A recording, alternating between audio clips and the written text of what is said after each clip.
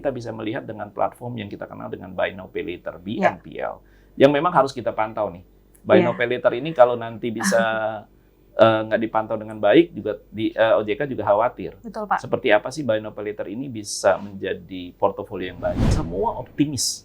Nah, APBN, ambil positif, buang negatif. Ya kan? Semua optimis bahwa Indonesia ini akan melewati pesta demokrasi dengan baik.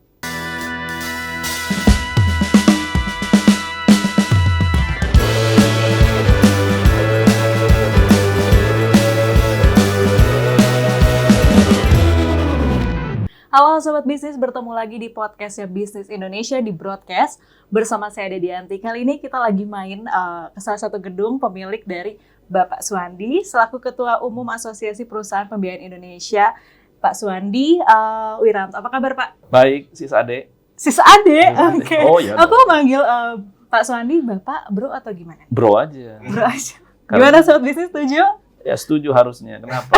Gini-gini, ya 10 tahun yang lalu saya jelita, jelang 50 tahun. Waduh. Kalau sekarang jangan ditanya umurnya. Ini loh yang menarik, kalau kita ngobrol sama Pak Suwandi itu pasti selalu ada singkatan-singkatan yang udah keluar gitu aja. Tapi kita hari ini nggak ngebahas semua singkatan itu, karena kita akan ngebahas tentang sektor pembiayaan jelang akhir tahun, Pak.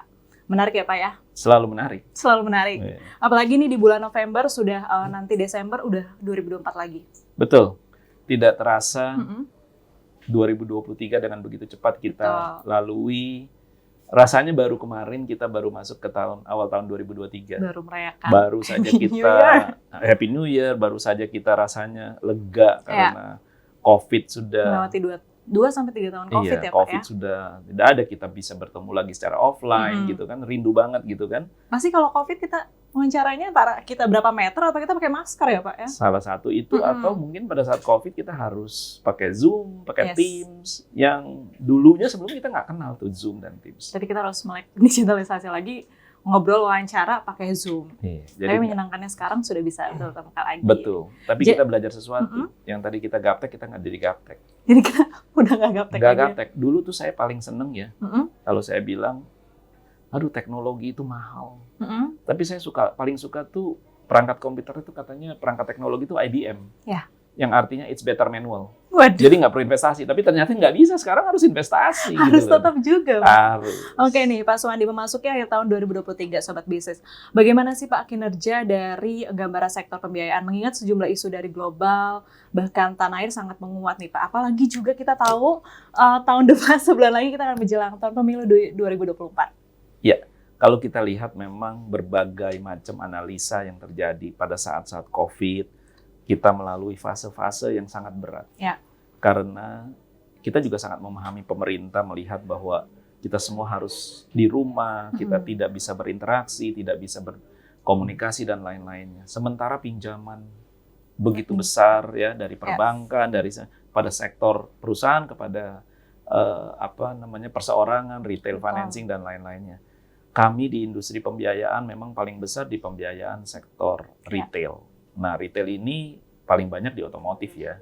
Dan tentunya pada saat itu kita masih ingat pemerintah menyampaikan pesan, tolong dong dibantu di mana rekan-rekan yang misalnya bergerak di sektor informal, driver online, terus juga UMKM sebenarnya, untuk diberikan semacam relaksasi, misalnya kalau bisa nggak bayar setahun. Waktu itu kita situasinya tuh andilau, antara dilema dan galau, karena pemerintah mengatakan andilau setahun loh. Iya.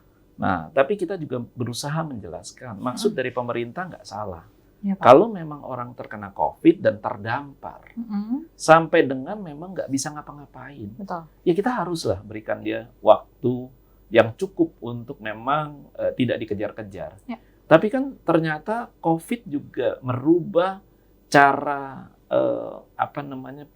perseorangan maupun perusahaan di dalam berbisnis maupun di dalam melakukan kegiatan. Yang tadinya driver online misalnya ngojek gitu ya, mengangkut penumpang, akhirnya kan juga ada bisnis baru yang mengirim makanan dan lain-lain. Ternyata memang ada usaha baru, sehingga kami berusaha menjelaskan kepada rekan-rekan ya perseorangan yang mengatakan, ayo dong, jangan berpikir harus tidak bayar setahun. Karena yang namanya hutang kan harus dibayar. Betul. Kita mari duduk bersama-sama, restrukturisasi, rescheduling, hutang-hutangnya yang ada, dan melihat dari kasus per kasus. Saya bilang kalau misalnya sisa hutangnya tinggal 3 bulan, cicilannya 500.000 kali 3 1,5 juta. Betul. Ngapain nggak bayar setahun? Saya bantuin deh, saya bilang. Okay. Terus ditanya gimana Bang Wandi? Gini loh, saya bilang. Yeah. Dibagi aja 10, utangnya 1,5 juta, tinggal 150.000 kali 10. Setelah 10 bulan, kita nggak tahu COVID ini kapan berakhir. BPKB bisa dapat, masih bisa punya modal, dijaminkan lagi suatu saat nanti COVID berakhir. Nah itu mata orang akhirnya terbuka. Oh iya, yang ini dimaksud dengan pemerintah kalau sampai sulit banget. Tapi kan tidak semua orang sulit. Betul. Setiap orang punya case yang berbeda-beda. Nah kami sempat melakukan restrukturisasi, jumlahnya tidak sedikit, 200 triliun lebih loh. Waduh. Sis Ade. 200 triliun itu nggak kecil. Kita sempat, nih kalau mau dikatakan begini nih. Kenapa? Tuh jantungnya berdebar-debar. Waduh. Apa yang akan terjadi nih kalau sebenarnya dengan nanti dengan jumlah yang tadi besar itu. Iya. Namun dengan menangani sesuatu itu dengan konsep TLC, Tender Love and Care, kita melayani dan segalanya, semua apa yang terjadi, orang tengah COVID dan segalanya punya hutang dan lain-lain. Alhamdulillah, puji Tuhan bahwa akhirnya kita saat ini setelah COVID berlalu, kita melihat lagi nih potret yang kita restru. Ternyata semuanya bisa berakhir dengan yang tidak pahit tapi manis. Masyarakat yang melakukan restrukturisasi, rescheduling bisa membayar kembali hutangnya dan bisa menjadi lancar. Dari 200 triliun sudah boleh dikatakan hampir semuanya selesai. Tapi ada yang mungkin akhirnya berujung menyerahkan jaminan, dijual dan lain-lainnya. Tapi kita lihat laba daripada industri tidak terpuruk, tidak jadi jelek karena restrukturisasi itu. Bahkan perlahan kita di mana tahun 2020 mengalami kontraksi pertumbuhan minus 18%. Lah yang nggak ada orang yang beli mobil, nggak ada yang beli motor, nggak ada yang orang investasi, apapun juga lah, investasi yang lain nggak ada. Sehingga kita juga hanya melakukan suatu hal komunikasi yang rutin ya dengan email dan segalanya daring bukan luring kan? Daring. Nah hal itu kita lakukan dengan segala sesuatu dengan sepenuh hati, kita layani semua dan segalanya. Ternyata di situ terjadilah interaksi yang sangat-sangat baik di antara debitur dengan kami, kreditur, maupun dengan lessee maupun lessor kontrak leasing. Nah yang terjadi ini membuat satu hal yang pelajaran kita bahwa di tengah-tengah kita mengalami kesulitan, ternyata masyarakat Indonesia bisa bersatu melawan COVID dan bagaimana bersatu juga memahami bahwa hutang dibayar. Ini yang luar biasa menurut saya Sis Ade.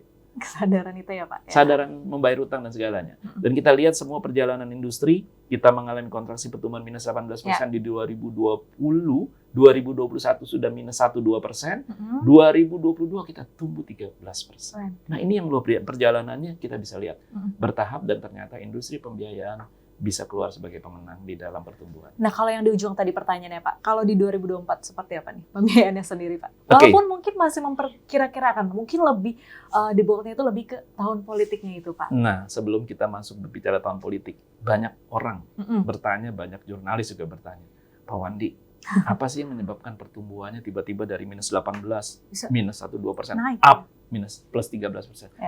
Tentu ini banyak peran serta dari semua instansi, baik terutama pemerintah yang memberikan pembebasan PPNBM. Ingat nggak satu masa bagaimana nih untuk mendongkrak pertumbuhan sektor otomotif? Banyak di kami tentunya pembiayaannya dibebaskan PPNBM.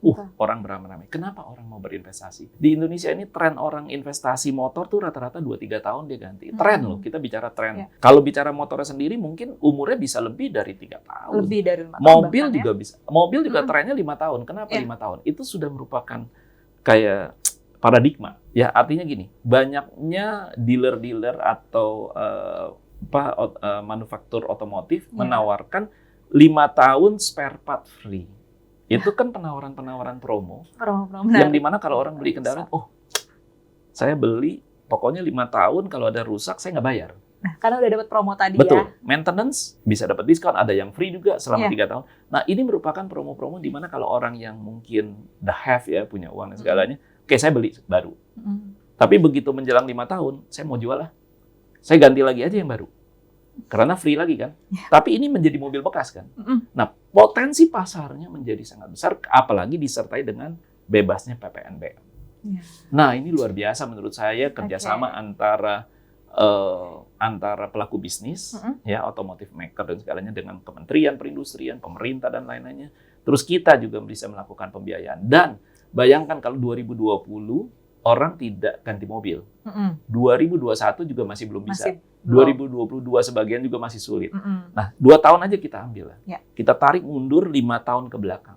Berarti kan orang yang beli di tahun 2015 atau 2014 menjelang akhir, itu ada 1 juta lebih. Yang mau ganti nggak bisa ganti karena COVID. Betul. 2021 kan juga belum bisa. Itu ganti. 2016 tuh ada 1 juta lagi. 2017. Nah, anggaplah 3 tahun ini 3 jutaan nih. Iya.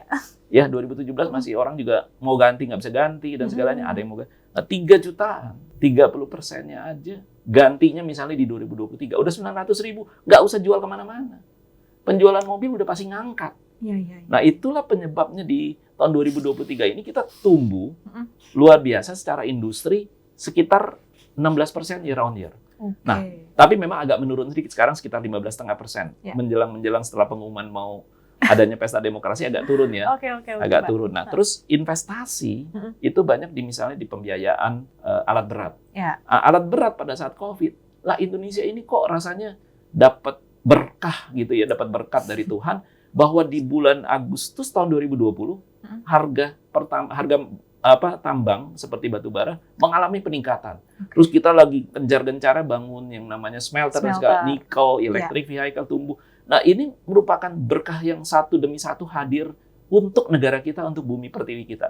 Nah, ini luar biasa sih. Jadi artinya memang kita mendapat berkah, Indonesia mendapat berkah luar biasa dari pertumbuhan ekonomi.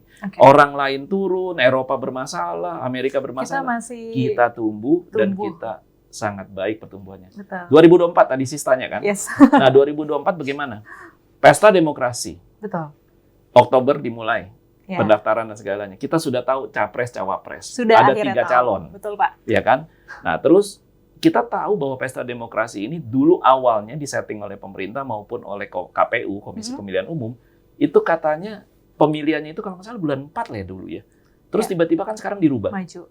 Hari kasih sayang lagi. 14 Februari. 14 Februari. Artinya menurut saya, harapan saya, pada saat nanti 14 Februari semakin diperkecil rentang waktunya ini, kita sudah bisa memilih siapa. Dan kita sudah tahu siapa nanti capres dan cawapres. Mudah-mudahan kita sudah tahu. Dan akhirnya menurut saya, memang di Januari Februari kan biasanya, ya kalau kita di pembiayaan ya, itu nggak terlalu tinggi. Nah, pertumbuhannya. Dan biasanya kalau Februari ini udah selesai, mudah-mudahan Maret ke sini kita udah tahu dan tidak ada gangguan. Ekonomi kita tetap tumbuh. Itu harapan kita. Jadi 2024 harapan kita masih kita bisa tumbuh double digit lebih dari 10%. Nah, berarti masih ada potensi positif juga dan juga ekonomi tumbuh jika memang tidak ada hal-hal yang buruk gitu ya Pak. Semoga hal baik terus terjadi di Pesta Demokrasi 2024. Terlebih di tanggal Hari Kasih Sayang 14 Februari. Nah, tadi juga menilik tentang perbedaan dari luar negeri juga nih Pak. Baru-baru ini kita lihat ada sejumlah saham multi-finance yang diborong nih Pak oleh investor asing. Bagaimana menurut Bapak? Ya, saya juga membaca berita itu ya. Baru sekali nih. Baru sekali ini. Kenapa? Kita bisa melihat bahwa tadi pertumbuhan, profit yang dicetak, laba yang dicetak dan segalanya, disertainya begitu banyak investor-investor yang sangat punya keinginan masuk ke industri pembiayaan ini. Kenapa? Kita bisa melihat bahwa 2 tahun terakhir ini begitu banyak investor-investor asing mulai masuk satu persatu dan mengakuisisi perusahaan-perusahaan pembiayaan yang mengalami kesulitan untuk menambah modalnya. Nah, mereka membeli yang izinnya saja, membeli perusahaan yang sedang berjalan dan terus menjadi partner mayoritasnya. Dan mereka melihat bahwa Indonesia ini potensi demografi penduduknya itu luar biasa. Kita lebih dari 280 juta penduduk. Betul. Ini mempunyai buying power. Buying power artinya daya beli yang tinggi kalau ekonominya tumbuh. Sementara di negara-negara Asia kita aja, beberapa negara seperti Jepang, itu sudah agak sulit ya untuk menginvestasikan mereka punya uangnya untuk mendapatkan hasil imbal yang lebih tinggi. Korea sudah mulai masuk ke dalam proses seperti Jepang. Akhirnya mereka sudah mulai masuk dan ke perusahaan pembiayaan cukup banyak. Korea yang tadinya jumlahnya hanya kurang lebih dari 5, sekarang sudah 15-16 perusahaan joint venture Korea masuk ke Indonesia. Jadi kita bersyukur bahwa perusahaan pembiayaan dilihat oleh begitu banyak investor-investor baru, dan kita melihat pemain-pemain fintech pinjol atau P2P ya, yang mungkin merasa bahwa begitu berita-beritanya agak kurang miring sedap semua, gitu ya, nggak miring semua lah, ada sebenarnya yang baik menurut saya tapi menurut saya ini kan mereka sendiri melihat bahwa potensinya kalau saya masuk ke perusahaan pembiayaan. Terus kalau bedanya fintech ini kan mereka sebenarnya penyedia platform. Mereka mencari investor, siapa yang mau berhutang, mereka mempertemukan di tengah-tengah. Nah, tapi kalau perusahaan pembiayaan kan enggak. Kita mendapatkan pinjaman dari bank, terutama besarnya 70-80%. Terus kita mengelola dana tersebut, terus kita berikan pinjaman kepada nasabah kita, debitur maupun lesi dan lain-lainnya. Nah, di sini kita harus mengelola dengan baik. Nah, mereka yang perusahaan fintech atau P2P ini banyak yang tertarik masuk ke sini, dan kita bisa melihat dengan platform yang kita kenal dengan Buy Now Pay Later (BNPL) yang memang harus kita pantau nih. Buy Now Pay Later ini kalau nanti bisa nggak dipantau dengan baik, juga di OJK juga khawatir. Betul, Pak. Seperti apa sih Buy Now Pay Later ini bisa menjadi portofolio yang baik. Kita tahu lah bahwa sudah ada beberapa pemain yang kita tahu punya e-commerce seperti Traveloka, dia punya PT Catur Nusa Finance. Untuk Pay Later seperti sendiri, ya, Shopee, kita tahu ya, mereka jualan produk, tapi sekarang menawarkan Shopee Pay Later. Nah, ini di perusahaan pembiayaan ada C-Finance kan. Terus juga ada Atome hari ini. Atome itu katanya available to me. Oh iya. Jadi saya pikir saya juga nanti kalau pensiun pengen punya multi finance. Apa tuh, Pak? Namanya Uptoyo, up to you, udah kapan bayarnya gitu ya. Bercanda saya.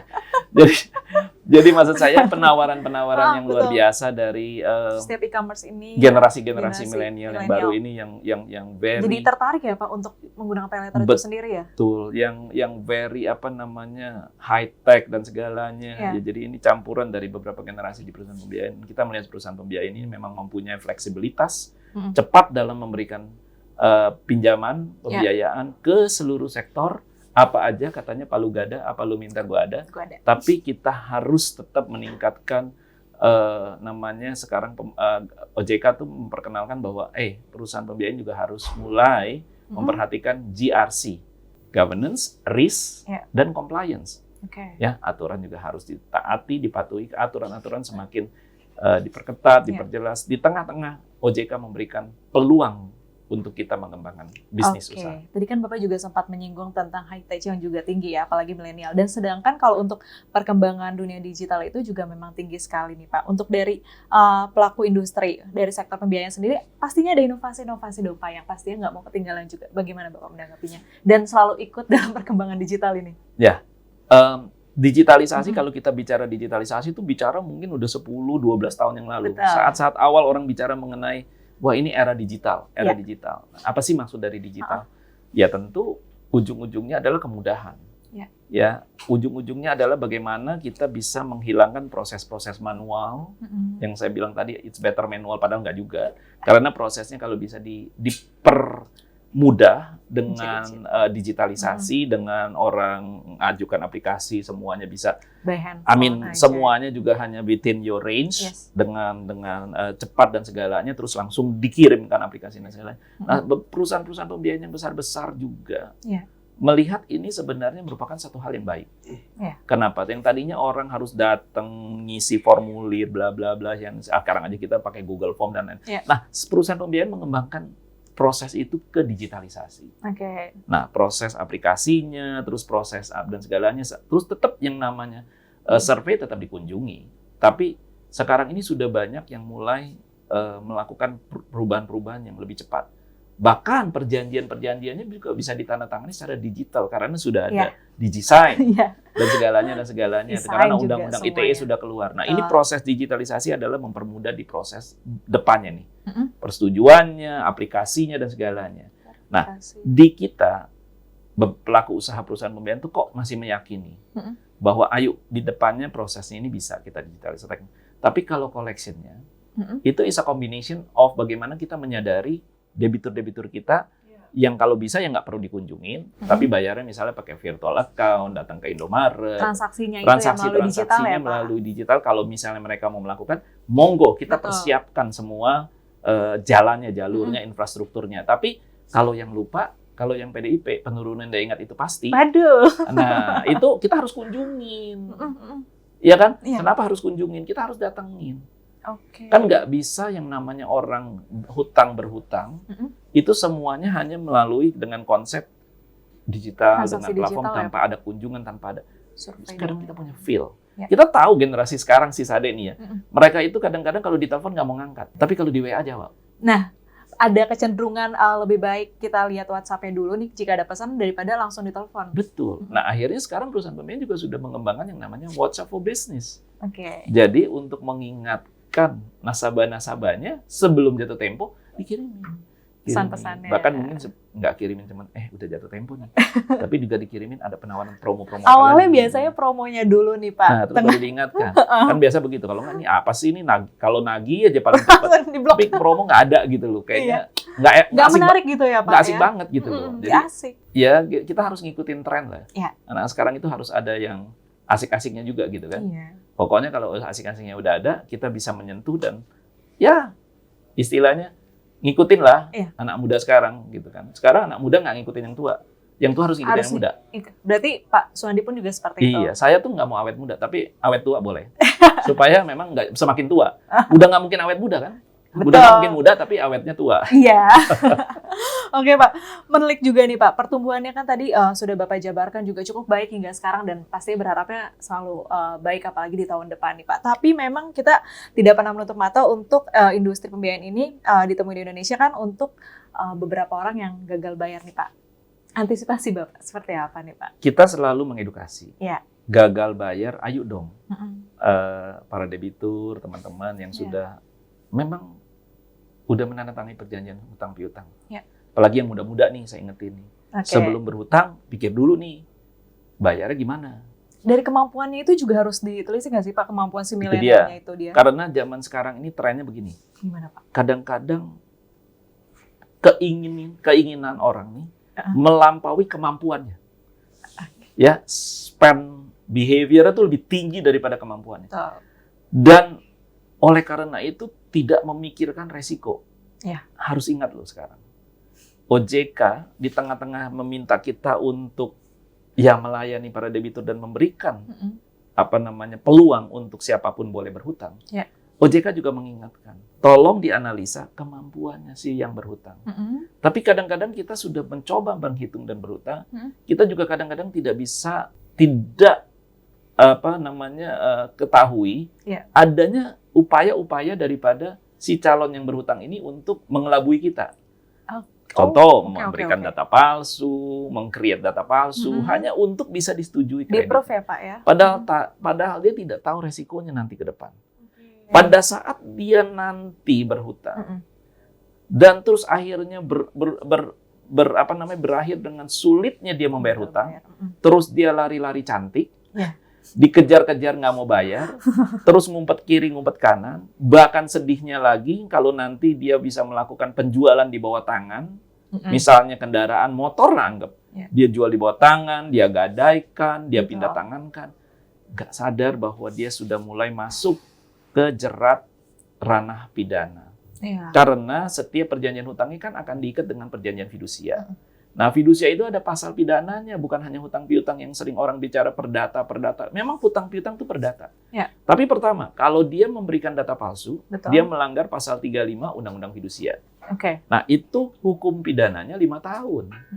Masuk lagi yang tadi, dijual di bawah tangan, dipindah tangankan, digadaikan. Itu hukum pidana memang minimum 2 tahun. Tetap akan kena hukuman penjara. Nah, belum lagi yang meminjam, itu nanti berujung masuk ke dalam daftar hitam. Kalau kita kenal dulu BI checking, itu sekarang SLIK.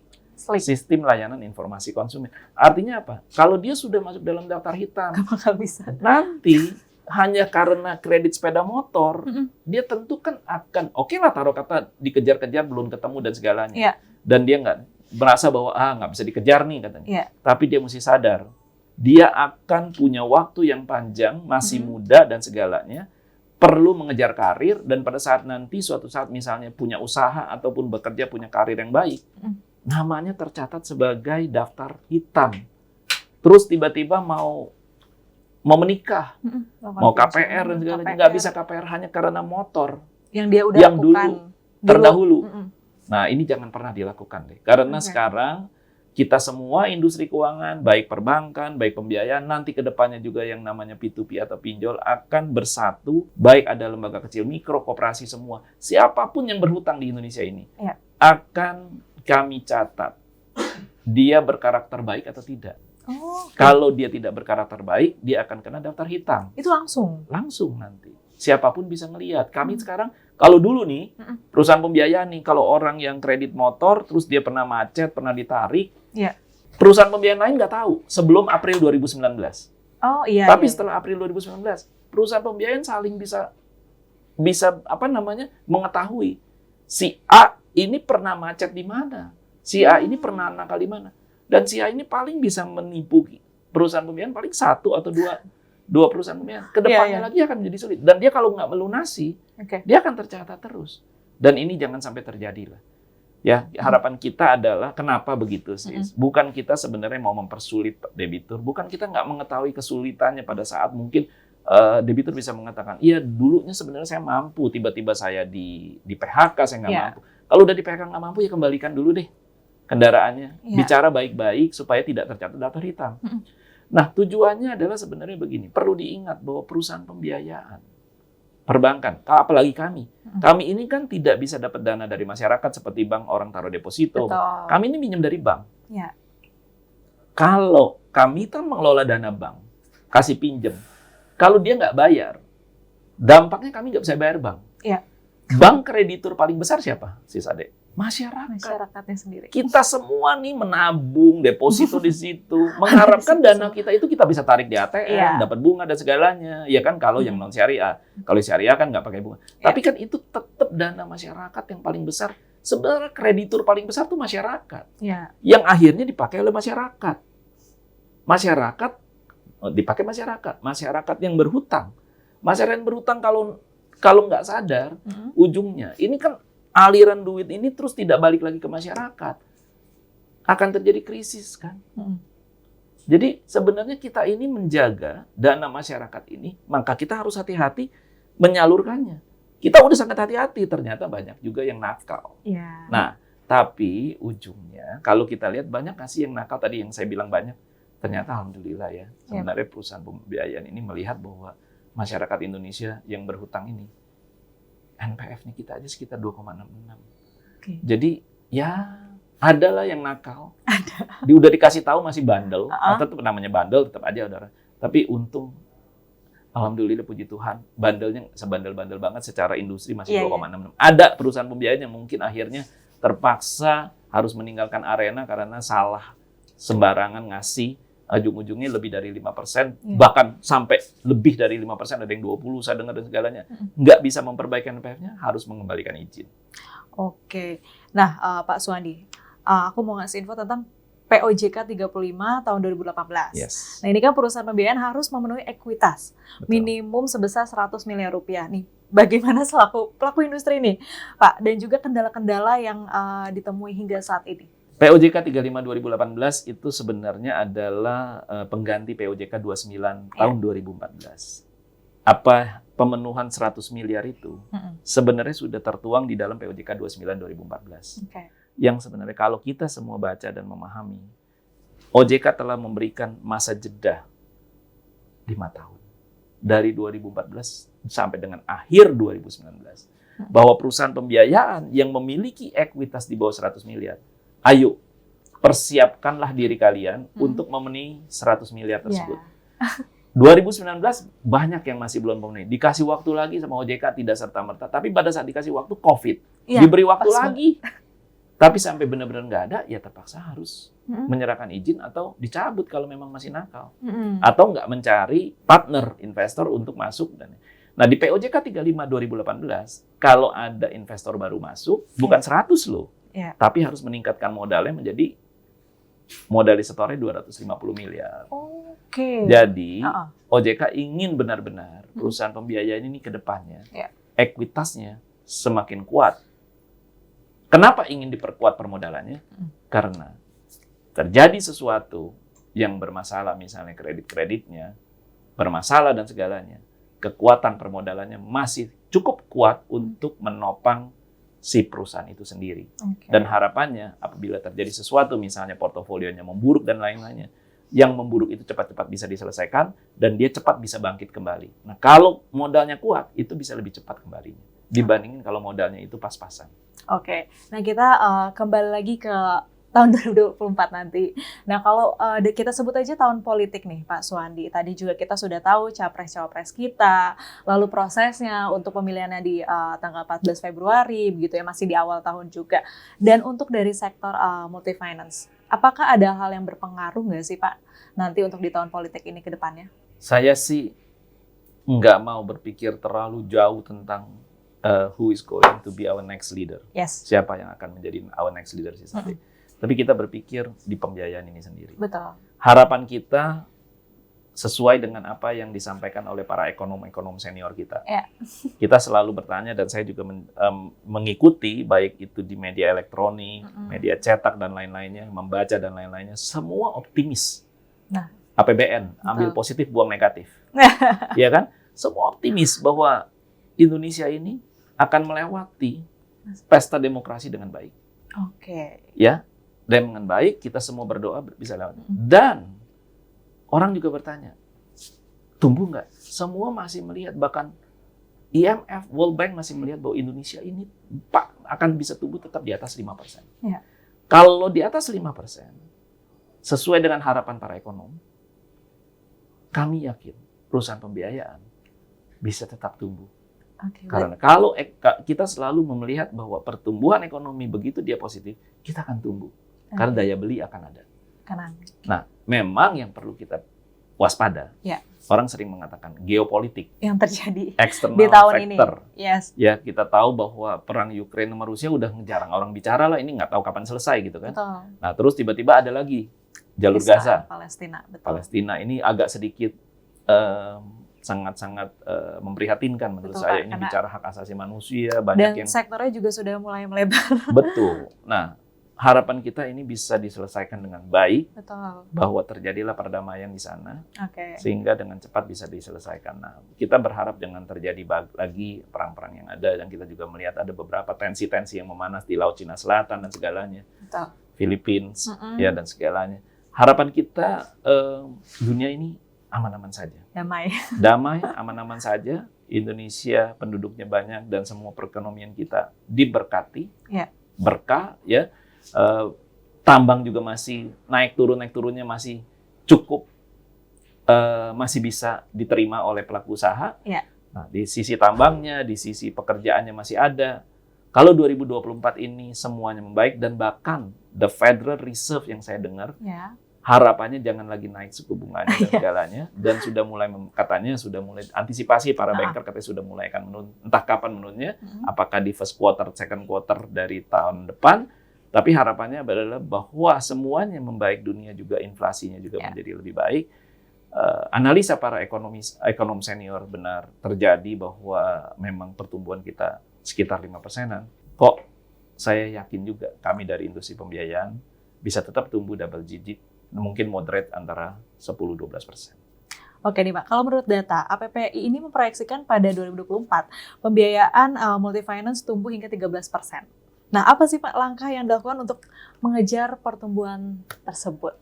Ya tadi, pertama kita lihat bahwa dari sisi otomotif, tadi masih baru saya ambil 30%-nya dari yang 3 juta. Masih ada 70%-nya. Mau ganti nggak sih mereka? Masih tetap ada. Belum lagi menyambut di 2018, 2019. Saya lihat pergantian kendaraan ini masih akan terus tumbuh. Kalau ekonomi kita tumbuh, orang pasti akan daya belinya meningkat, ganti kendaraan. Masih terjadi di 2024. Mudah-mudahan ini yang terjadi. Dan ini lagi semangat-semangat ini. Belum lagi ada sekarang varian baru. Motor listrik, mobil listrik. Baru juga, Pak. Ketertarikan masyarakat walaupun belum tinggi, Pak. Pasti ada. Pasti ada ya? Ya, walaupun mungkin nggak semua lah ya. Kalau dari jumlah yang banyak mungkin masih sebagian kecil. Karena orang masih bertanya-tanya. Pertama, Kalau saya beli motor listrik, mobil listrik, ini mau chargernya di mana sih? Nah, motor mungkin sekarang ada yang lebih baik lagi karena bisa di-swap. Iya, betul. Ya, mobil masih banyak pertanyaan. Kedua, harga mobil listrik masih tinggi.